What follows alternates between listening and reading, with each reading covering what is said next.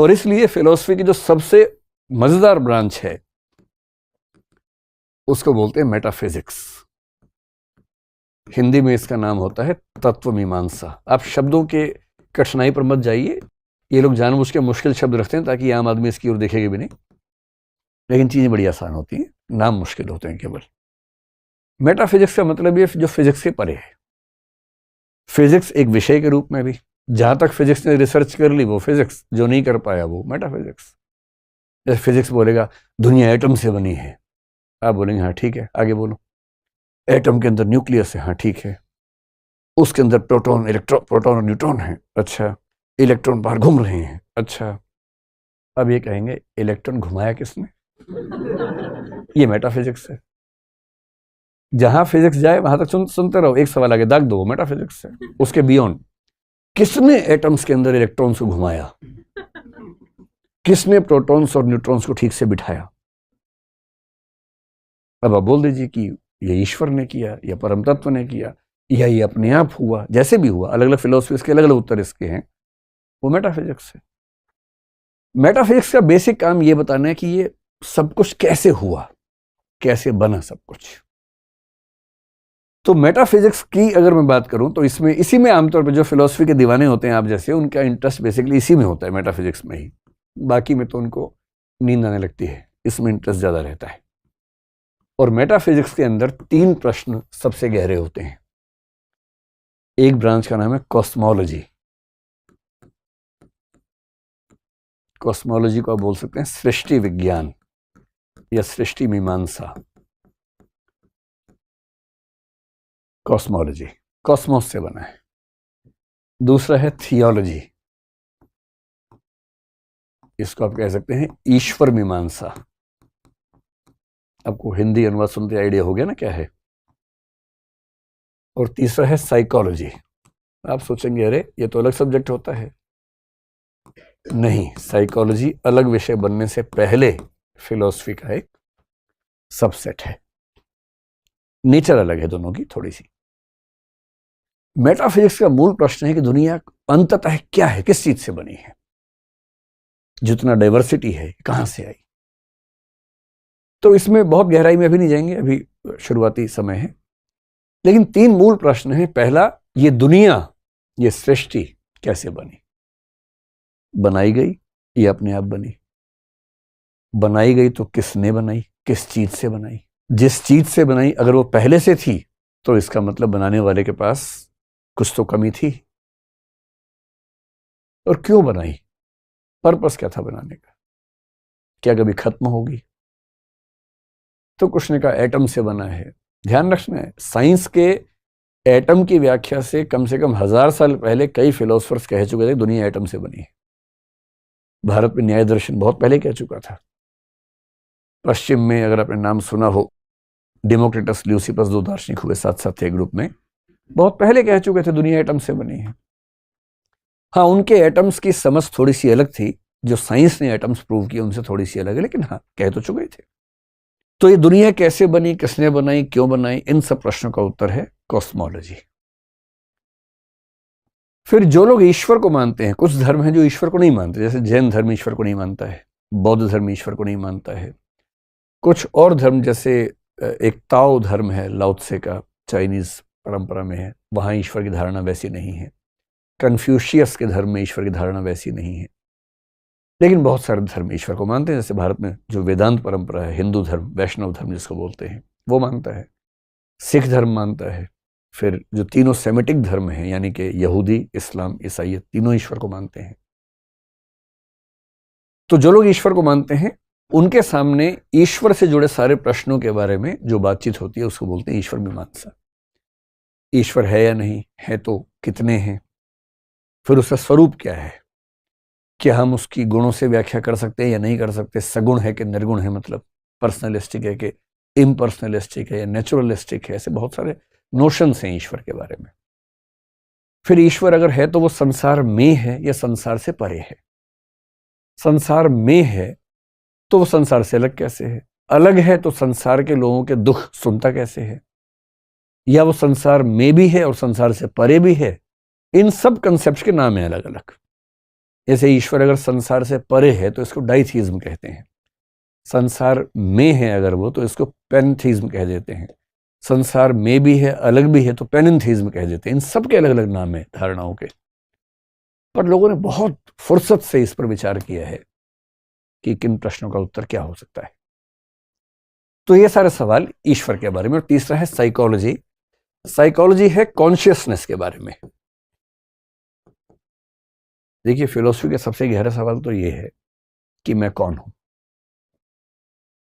एक बॉडी है हम सबके पास, वो तो मर जाती है, खत्म हो जाती है, लेकिन लोग ये नहीं कहते कि मेरा हाथ लंबा है, मेरे शरीर का वजन इतना, लोग बोलते हैं मेरा वजन इतना है। तो ये मैं क्या चीज है? तो कुछ लोग कहते हैं नहीं, शरीर तो आनी जानी चीज है, आत्मा है असली चीज, मैं आत्मा हूं। इसी को उपनिषदों में अहम ब्रह्मास्मि तक कहा गया, जहां ब्रह्म और आत्मा को तत्वमसि कह के एक ही बताया गया, अयम आत्मा ब्रह्म कहा गया। एक धारणा है कि हम आत्मा है। और ये सारे सवाल क्यों पैदा होते हैं? क्योंकि हम सोचते हैं, महसूस करते हैं, इमोशंस आते हैं। और सोचने वाला काम, इमोशंस वाला काम, महसूस करने वाला काम ना आंख कर सकती है, ना कान कर सकता है, ना नाक कर सकता, ना हाथ, ना पैर, बॉडी नहीं कर सकती, ऐसी एक धारणा है। तो अगर बॉडी सोच नहीं सकती है तो कोई तो है जो सोच रहा है। वो जो सोचने वाला है वो कौन है? और इसी थीम पर सोचते सोचते पश्चिम का एक दार्शनिक डेकार्ट हुआ, जिसने कहा कोजिटो एर्गो सुम, यानी I think therefore I am. ये आपने सुना होगा, टी शर्ट पे लिखा होता है आजकल लोगों की, पढ़ते नहीं, इसका मतलब क्या है? टी शर्ट पे लिखवा के घूमते रहते हैं, I think therefore I am. मैं सोचता हूं इसलिए मैं हूं।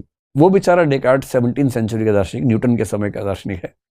वो ये कहना चाह रहा है कि मैं सोचता हूं, बॉडी नहीं सोचती है, कोई तो सोच ही रहा है, जो सोच रहा है वही मैं हूं, वही आत्मा है।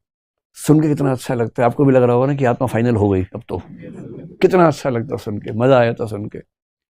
लेकिन इसके बाद कंप्यूटर विकसित हो गए, और कंप्यूटर के सीपीयू में आत्मा नहीं लगाई जाती है, हार्ड डिस्क होती है, और उसमें क्या क्या होता है, एक एल्गोरिथमिक एएलयू होती है, अरिथमेटिको लॉजिकल यूनिट होती है, एक मेमोरी यूनिट होती है। और वो सीपीयू और उसके पार्ट्स बिना आत्मा के गणितीय सवाल भी सॉल्व कर देते हैं, रीजनिंग भी हमसे अच्छे कर लेते हैं। अब तो लैंग्वेज भी करने लग गए हैं, उनकी मेमोरी भी हमसे शार्प हो गई है। हम तो भूल भी जाते, वो भूलते ही नहीं कभी। हमें याद रहे तो भी कई बार निकाल नहीं पाते बाहर कि यार 1 मिनट को याद नहीं आ रहा, याद नहीं आ रहा, याद नहीं आ रहा। एग्जाम के बाहर निकलते याद आ जाता है। कंप्यूटर में तो ये भी नहीं होता कि जो है खटाक से रिट्रीव हो जाता है, याद आ जाता है। उनका तो ये भी है कि अगर मेमोरी ज्यादा होगी कंप्यूटर में, हार्ड डिस्क में ली, बाहर निकाल ली और भर ली, बाद में फिर अंदर ले आए। हम तो ये भी नहीं कर सकते, थोड़ा बाहर निकाल दिया फिर वापस लेके आ गए, बाहर निकला तो फिर निकल ही गया कि बार में काम खत्म। अब कंप्यूटर के विकास ने और आर्टिफिशियल इंटेलिजेंस के बाद तो बड़ी तबाही है। मनुष्य एक ही भरोसे पे चल रहा है पिछले 20-25 साल से कि आर्टिफिशियल इंटेलिजेंस कुछ भी कर ले, क्रिएटिव थिंकिंग नहीं कर सकती, इमोटिव तरीके से नहीं सोच सकती। इन दावों की हवा 10 साल में निकल जाएगी, और 2 दिन पहले निकल भी गई है। बल्कि 2 दिन पहले हमारी टीम के एक मेंबर ने मुझे एक ऐप दिखाई। उसने क्या दिखाई उस दिन, पता नहीं क्या तबाही गई, कई लोगों ने मुझे लिंक भेजा उस ऐप का अलग अलग जगह से। एक AI, पता नहीं क्या उसका नाम है, आप कहेंगे तो बता दूंगा, आपको पता ही होगा, आप लोग तो यंग लोग हैं। ऐसी ऐप आ गई है कि आपको कहानी भी अगर लिखनी है, उसमें क्रिमिनल कहानी लिखनी है, मान लीजिए सनसनी वाली कहानी, ऊपर इंडेक्स में आप लिखेंगे कि भाई ऐसी कहानी लिखनी है, ये कैरेक्टर का नाम है, ये हत्यारा होना चाहिए, ये पुलिस वाला होना चाहिए, अब एक कहानी सोचो, एंटर करो। 3, 4, 5 सेकंड में एकदम एक नई कहानी लिखी हो जाती है। ये क्रिएटिव थिंकिंग नहीं है तो और क्या है? बड़ी तबाही आने वाली है आने वाले समय में। जितना हमको लगता है कि हम लोग बहुत ही यूनिक टाइप के लोग हैं, कुछ नहीं है। हम गुरिल्ला के चचेरे भाई हैं। हम दरअसल वही हैं, हम पेड़ पौधों के 370 करोड़ साल बाद के वंशज हैं, और उसी तरीके से हमारा विकास हुआ। तो कॉन्शियसनेस की पूरी स्टडी फिलोसफी में जब करते हैं, इसको बोलते हैं साइकोलॉजी। मन क्या है, बुद्धि क्या है, मस्तिष्क क्या है, प्रज्ञा क्या है, चेतना क्या है, कॉन्शियस माइंड क्या है, सबकॉन्शियस माइंड क्या है, अनकॉन्शियस माइंड क्या है, इच्छाओं और विवेक के बीच का जो द्वंद्व है, एक तरफ लस्ट है, डिजायर्स हैं, एक तरफ उसे कंट्रोल करने वाला सुपर ईगो है, ये द्वंद्व क्यों होता है, कन्फ्लिक्ट क्यों होता है, इन सारी की सारी स्टडीज को एक बात में बोलते हैं साइकोलॉजी। इसी में आत्मा को लेकर बात होती है। अब जैसे भारत में है, 9 दर्शन में से 7 आत्मा को मानते हैं। बौद्ध दर्शन बोलता है कि आत्मा नहीं होती है। तो क्या होता है भाई, सोचते कैसे हैं हम? तो सरल भाषा में कहें तो जैसे तार के अंदर जो करंट है बिजली का, वो इलेक्ट्रॉन्स का प्रवाह है, ठीक वैसे ही आत्मा नहीं है। चेतना एक प्रवाह में रहती है, एक फ्लो में रहती है, नदी की तरह रहती है, कोई वस्तु नहीं है। उनका भी काम चल गया। और चारवाक तो अपना अलग ही रहता है एकदम। उससे किसी ने पूछा भाई क्या है, आत्मा है? बोले आत्मा क्या होती है? कुछ नहीं होती आत्मा। तो चेतना प्रवाह, बोले ये भी कुछ नहीं होता है। तो सोचता कौन है? बोले शरीर ही सोचता है। शरीर ही ऐसे गुणों से युक्त है कि उसमें चिंतन का गुण विकसित हो जाता है।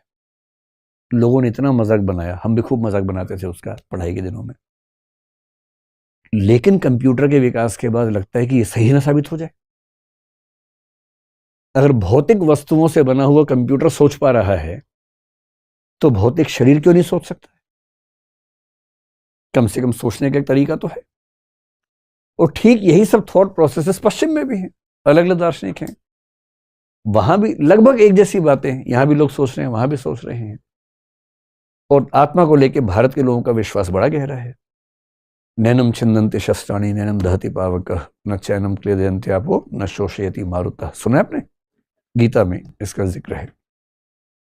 आत्मा अजर है, अमर है। शस्त्र काट नहीं सकते, हवा सुखा नहीं सकती, पानी भिगा नहीं सकता इसको, अमर है, नित्य है। लेकिन साइकोलॉजी में हर तरह की धारणा, भारत की, पश्चिम की, उन सबको पढ़ने का रिवाज है। आप समझ पा रहे हैं या दर्शन से मन उब गया आप लोगों का? अभी नहीं उबा? चलिए 1 घंटे बाद देखते हैं। हालांकि अब 10-15 मिनट के बाद छोड़ देंगे। तो फिलोसफी में जो सबसे रोचक ब्रांच है वो है मेटाफिजिक्स। हालांकि आजकल के जो नए फिलोसफर्स है वो बोलते हैं कि मेटाफिजिक्स से बात करना व्यर्थ है, समय खराब करना है, क्योंकि हम कितनी भी ताकत लगा लें इसके बारे में कुछ जान नहीं सकते। और इसलिए मेरे सबसे प्रिय दार्शनिकों में से एक कांट, इमैनुअल कांट, जर्मनी के 18वीं सेंचुरी के दार्शनिक हैं, उन्होंने एक विचार दिया एग्नोस्टिसिज्म, जिसका मतलब अज्ञेयवाद, जिसका मतलब है कि हम जान ही नहीं सकते, हम ईश्वर के बारे में जान ही नहीं सकते, आत्मा के बारे में जान ही नहीं सकते। जब जान ही नहीं सकते तो क्यों टाइम खराब कर रहे हो भाई? छोड़ो। आस्था का सवाल है। यदि आप ईश्वर को मानना चाहें तो शौक से मानिए, न मानना चाहें शौक से मत मानिए, लेकिन दूसरे पर टीका टिप्पणी मत कीजिए, दूसरे को परेशान मत कीजिए कि तू क्यों मानता है ईश्वर को। अरे भाई उसकी मर्जी मानने दो, और वो भी आपको परेशान ना करे, तू क्यों नहीं मानता, तू नास्तिक है, तू गंदा आदमी है। ऐसा ही मत करो। उसकी चॉइस, आपकी चॉइस, सबकी अपनी चॉइस है। तत्व मीमांसा के बाद जो दूसरा आता है, जो उसकी ब्रांच है, उसको बोलते हैं एपिस्टेमोलॉजी। नाम बहुत मुश्किल है पर तनाव नहीं लेना है। हिंदी में इसको बोल देते हैं ज्ञान मीमांसा। ये फिलॉसफी की ब्यूटी देखनी हो तो वो ये चीज है, किस गहराई पे जाते हैं, ये अगर देखना हो तो वो ये है। और बाकी तो 2 प्यारी प्यारी ब्रांचेस हैं, उनमें उतनी दिक्कत नहीं है, यहां थोड़ा सा टेंशन का मामला रहता है। एपिस्टेमोलॉजी, एपिस्टे जो शब्द है इसका मतलब है, एपिस्टेमो का मतलब है ज्ञान, लोगस का मतलब होता है जानने का पूरा प्रोसेस। जैसे हम ज्ञान प्राप्त करेंगे ब्रह्मांड का, वो तो बात की बात है, पहले ये तो चेक कर ले कि ज्ञान प्राप्त करने का प्रोसेस ठीक है कि नहीं है। तो ज्ञान प्राप्त करने के प्रोसेस को लेकर क्या क्या प्रश्न हो सकते हैं, दुविधाएं हो सकती हैं, उनकी स्टडी को बोलते हैं ज्ञान मीमांसा या एपिस्टेमोलॉजी। मैं एक सिंपल बात करता हूं। जैसे कोई आपसे कहे कि तुम्हें पता है कल मैंने एक आदमी को उड़ते हुए देखा। अबे क्या बकवास कर रहे हो यार, ऐसे नहीं मानेंगे हम, ये ज्ञान मीमांसा चल रही है, आपको पता नहीं है, यही ज्ञान मीमांसा है। आपने कहा ऐसे नहीं मानेंगे, इसका मतलब आप प्रमाण मांग रहे हैं। ज्ञान मीमांसा में एक प्रश्न है प्रमाण, प्रूफ क्या है, एविडेंस क्या है। कहेगा मैंने अपनी आंख से देखा है। आप कहें नहीं यार नहीं, जब तक मैं नहीं देखूंगा नहीं मानूंगा। इसका सरल सा मतलब है कि आप केवल प्रत्यक्ष को प्रमाण मानते हैं, शब्द को प्रमाण नहीं मानते। शब्द का मतलब किसी दूसरे व्यक्ति के कथन को प्रमाण नहीं मानते हैं, खुद देखेंगे तो ही मानेंगे। तो उसने कहा ठीक है कल तुम भी चलना, कल भी शो है। नेक्स्ट जगह आपने सच में देखा आदमी उड़ता हुआ। अब आप परेशान है, आपने कहा नहीं कुछ तो ट्रिक है इसके पीछे। कभी कभी आप खोज खोज के ट्रिक निकाल लेंगे, कभी कभी ट्रिक नहीं खोज पाएंगे। अब कुछ लोग कहते हैं कि मैं वही मानूंगा जो मुझे परसीव होता है, प्रत्यक्ष होता है, लेकिन खतरा तो उसमें भी है, गलतफहमी हो सकती है। एक शब्द होता है इल्यूजन, एक होता है हेलुसिनेशन। इल्यूजन भ्रम होता है कि एक्स के बदले वाई समझ लिया। ऐसा कई बार होता होगा आपके साथ। दो जुड़वा भाई जुड़वा बहनें, उनमें से एक से आपका इश्क चल रहा हो, ये बड़ा खतरा होता है कि आप उसके दूसरे भाई या बहन के पास जाके ऐसी ऐसी बातें बोल दें कि ऐसा सोचा जा सकता है ना कि ऐसा हो जाए, क्योंकि परसेप्चुअल एरर हो गई ना, भ्रम हो गया। आपको लगा कि एक्स है जबकि था भाई। और ये केवल ऐसा थोड़ा ना, ये एनिमल्स में भी हो सकता है, किसी को भी हो सकता है। और हेलुसिनेशन कब होता है? जब आप हाईली इमोटिव स्टेट में हो, बहुत इमोशनल है, या कुछ रसायन का सेवन किया हुआ है। रसायन समझते हैं, केमिकल, कुछ केमिकल का सेवन किया हुआ है, तो आपके दिमाग में कुछ ऐसी क्षमताएं आ जाती है जो वैसे नहीं होती हैं। तो फिर आपको उड़ता हुआ आदमी भी दिखता है, खुद भी उड़ता हुआ लगता है, फील होता है कि उड़ रहे हैं। और ऐसे ऐसे जोक्स आते हैं कि एक आदमी शराब पी के नाले में गिर गया, तो वहां एक एनिमल कोई था, उसकी पूंछ पकड़ ली और बोल रहा है कि पप्पू की माँ, आज तुमने चोटी नहीं की, चोटी की है। ऐसा भी तो होता है, उसको तो एग्जैक्टली लग रहा है कि वो अपने घर में है, लेकिन वो है तो दूसरे के घर में, कीचड़ में है। जिनका घर वो है वहां वो है। तो अगर हम मान लें कि प्रत्यक्ष को ही प्रमाण मानेंगे, प्रत्यक्ष में भी तो धोखा हो सकता है।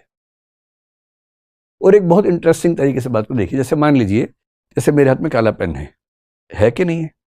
जादू नहीं हो रहा है, फिलोसफी क्लास है ना? हाँ तो है, तो है। अब ये कैसे पता लगा आपको? जैसे मान लेते हैं कि ये है ब्लैक पेन, बीपी से ब्लैक पेन ही समझना है, ठीक है? तो बल्ब का प्रकाश यहां से रिफ्लेक्ट होके आपकी आंख में गया, यही तरीका है ना? तो इसको हम मान लेते हैं कि ये आंख है। आंख जैसी लग रही है आपको? ठीक है, आंख में चला गया। आंख को एक इनपुट मिला, आंख ने वो इनपुट आगे जाके माइंड को दिया, मस्तिष्क को दिया, जो दिमाग है, ब्रेन है, उसको भेजा। यही तरीका होता है। मस्तिष्क के पास क्या है कि बहुत सारी कैटेगरीज बनी हुई हैं, कलर्स की बनी हुई हैं, चीजों की बनी हुई हैं, और उसने अलग अलग कैटेगरी पे अप्लाई करके निकाला कि ये पेन है और ये ब्लैक है, और इनको जोड़ के बोला कि this is a black pen. आपको बता दिया। ये सब इतना फास्ट हुआ कि आपको पता नहीं चला कि ऐसे ऐसे हुआ है। जैसे पंखा चलते हुए लगता है कि है ही नहीं पंख, लेकिन पंख तो है ना? तो प्रोसेस जब बहुत फास्ट हो तो प्रोसेस नजर नहीं आता हमें, लेकिन प्रोसेस तो है ही उसके पीछे। तो जैसे ही मैंने आपको पेन दिखाया, आपके अंदर ये सब कुछ हुआ, इनपुट आया, इनपुट दिमाग के पास गया, दिमाग ने उसका कंक्लूजन निकाला, और आपने उसके बाद कहा काला पेन है। ऐसे ही हुआ। बहुत इंटरेस्टिंग बात है कि इसमें 3 जगह खतरा हो सकता है। पहला, हो सकता है कि ये प्रकाश की किरण एग्जैक्टली वो इंफॉर्मेशन लेके ना गई हो जो बाहर थी। आपको केवल बताना है कि ऐसा, मैं ये नहीं कह रहा कि ऐसा होता है, मैं कहना चाह रहा हूं कि ऐसा हो सकता है। आपको ये बताना है कि ऐसा हो सकता है या नहीं हो सकता है। हो सकता है कि प्रकाश की किरण ने उसमें अपनी तरफ से कुछ जोड़ दिया हो या घटा दिया हो, डिस्टॉर्शन कर दिया हो सकता है। फिर यह भी हो सकता है कि आंख ने जो इनपुट लिया और जो आउटपुट भेजा, उसमें आंख ने कुछ चेंज कर दिया हो। हमारी सेंसेस एग्जैक्टली वही आगे भेजेंगी जो उनको मिला था। कैसे मान लें? वरना भ्रम क्यों होते, वरना इल्यूशंस क्यों होते? तीसरा यह भी हो सकता है कि माइंड जो है, माइंड के पास जो कैटेगरीज पहले से बनी हुई है, उन कैटेगरीज में कुछ लोचा हो, कुछ गड़बड़ हो, वहां कोई एरर हो जाए निष्कर्ष निकालने में। इसीलिए एक छोटी सी गाय देख के कई बार लगता है कि बहुत मोटा कुत्ता आ रहा है, बहुत मोटा कुत्ता देख के दूर से लगता है छोटी सी गाय आ रही है, भैंस आ रही है। ऐसा कुछ हो सकता है, ऐसा होता ही है हमारे साथ। कोई मोटा सा गधा हो, मान लीजिए, दूर से आ रहा हो, तो आप तो बर्तन ले लेंगे हाथ में कि गाय है तो दूध लेके आऊंगा। ऐसा हो सकता है, क्योंकि भ्रम इसीलिए तो होता है ना कि या तो यहां गड़बड़ हुई, या यहां हुई, या यहां हुई। अगर इस बात को मान ले तो इसका मतलब यह हुआ कि आप जो कुछ भी देखते हैं उसमें कोई गारंटी नहीं है कि वो सही हो। तो फिर कैसे मान लें कि आपने जो ज्ञान प्राप्त किया वो सही है?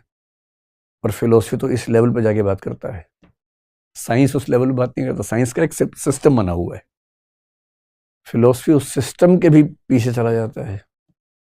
यह साइंस पूरा इस बात पर टिका है कि दुनिया में कार्य कारण नियम काम करता है, कॉजेशन प्रिंसिपल काम करता है। हर कार्य का एक कारण होता है।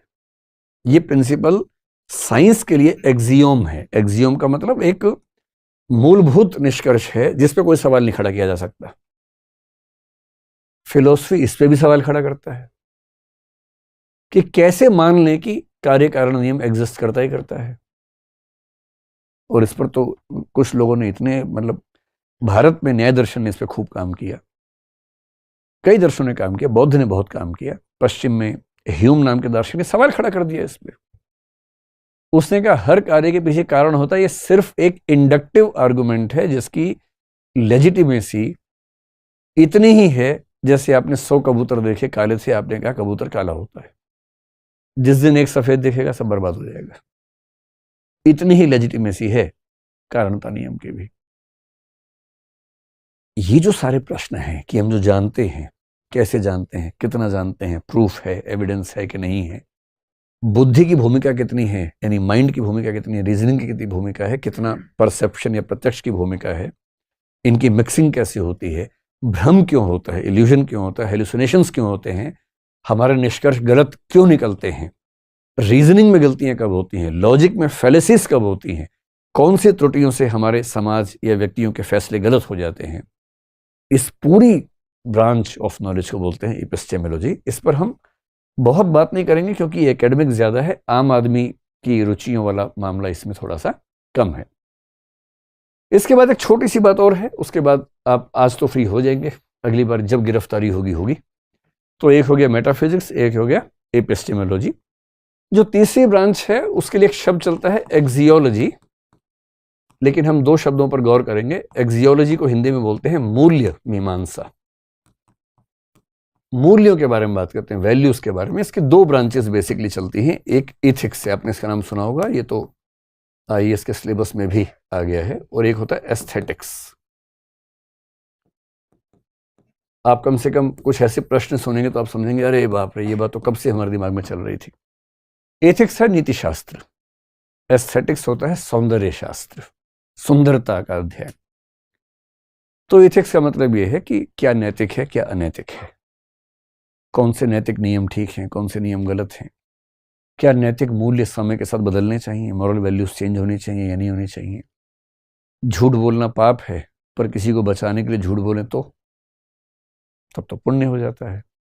क्या नैतिक नियम इतने फ्लेक्सिबल होने चाहिए या उनको रिजिड होना चाहिए। ये सब जो प्रश्न हैं ये इथिक्स के सवाल है। जीवन का उद्देश्य क्या है, क्या उद्देश्य पैसा है, पावर है, यही सब है, या उससे बड़ा कोई उद्देश्य है। सबसे बड़ा पर्पस ऑफ लाइफ क्या हो सकता है, ये इथिक्स का सवाल है। शुभ क्या है, what is good in life. ऐसी कौन सी चीजें जो अपने आप में अच्छी हैं, जिनको अच्छा होने के लिए किसी पे डिपेंडेंट नहीं होना है। जैसे पावर अपने आप में अच्छी नहीं है, पावर का ठीक यूज करेंगे तो अच्छा है, मिस यूज करेंगे तो बुरी चीज है। क्या ऐसा भी कुछ है जो अपने आप में अच्छा है? अगर है तो उसके पीछे हम सबको दौड़ना चाहिए, उसकी कोशिश करनी चाहिए। ये सारी चीजें एथिक्स की दुनिया में पढ़ी जाती हैं। एस्थेटिक्स में एक सबसे गहरा सवाल आपने सुना ही होगा। आप सुनते होंगे कि सुंदरता तो देखने वाले की आंख में होती है ना। Beauty lies in the eyes of the beholder, ये बड़ा प्रसिद्ध कथन है। तो किसी को देख के आपको लगा वो बहुत सुंदर है, और फिर किसी ने कहा ये, और आपने कहा यार beauty lies in the beholder's eyes. तो चलता है, आप लोगों की उम्र में ये हार्मोन ज्यादा होते हैं इस तरह के, तो ये बातें ज्यादा होती हैं इस उम्र में। लेकिन बड़ा मुश्किल है ना। इसको बोलते हैं सब्जेक्टिविस्टिक एस्थेटिक्स या एस्थेटिक सब्जेक्टिविज्म, कि हर व्यक्ति अपनी नजर से सुंदरता को समझता है। अगर सुंदरता आपकी आंख में थी ही तो उसको देखने की जरूरत ही क्या थी। आंख में लिए घूमते रहते, तब तो कुछ नहीं हो रहा था बिना उसको देखे। इसलिए कुछ लोग बोलते हैं नहीं, सुंदरता आंख में नहीं होती, सुंदरता उस व्यक्ति या वस्तु में है जिसको देख के आपका दिल या दिमाग कहता है कि वो सुंदर है। इसको एस्थेटिक्स का ऑब्जेक्टिविज्म कहते हैं। एक तीसरा है एस्थेटिक्स का कल्चरलिज्म। कहते हैं कुछ सुंदर है या नहीं ये उस कल्चर से तय होगा जिस कल्चर में आप पैदा हुए हैं। वो कल्चर आपको ये देखना सिखाएगी कि क्या सुंदर है, क्या असुंदर है। फ्रांस के आदमी के लिए एक 50-55 साल की महिला जो स्कर्ट पहनती है सुंदर है और सुशील, सुंदर सब कुछ है। भारत के इंसान के लिए शायद वो साड़ी हो जाएगी, क्योंकि हमने अपने कल्चर में साड़ी को एक अच्छी ड्रेस के रूप में देखा है। नॉर्थ ईस्ट के देशों, ये जो मिडिल ईस्ट के देश हैं, उनके लिए शायद कोई हिजाब या बुर्के वाली जो महिला होगी वो सुंदर मानी जाएगी। तो सुंदरता ना वस्तु में है, ना देखने वाले की आंख में है। देखने वाले की आंख में है भी, तो देखने वाले की आंख भी अपनी आंख छोड़ना होती है, कल्चर ने बनाई है उसकी आंख भी। तो हमारी आंख, हमारा सबसे बड़ी गलतफहमी हमें यह है कि हमारी आंख है। हमारा नजरिया नहीं होता है। हमारे नजरिए में बहुत थोड़ा सा हमारा होता है, और वो बहुत थोड़ा सा जीरो के आसपास ही होता है। मतलब शायद थोड़ा सा जीरो से ऊपर निकल जाए, वरना जीरो के आसपास ही है। इसके अलावा आजकल एक तरीका चला है कि हम हर विषय में फिलॉसफी पढ़ते हैं। Philosophy of history, philosophy of science, philosophy of politics, philosophy of society, सब कुछ। जिसका मतलब है उस विषय के सबसे गहरे प्रश्नों को समझना, विश्लेषण करना। जैसे हिस्ट्री पूरी पढ़ने के बाद सबसे मुश्किल प्रश्न है, what is history? This is philosophy of history. इतिहास को डिफाइन कर पाना, इतिहास किस नजरिए से लिखा जाएगा इसको डिफाइन कर पाना, ये फिलॉसफी ऑफ हिस्ट्री है।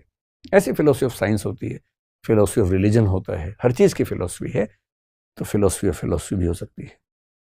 तो मेरी तरफ से आज की बातचीत पूरी हुई।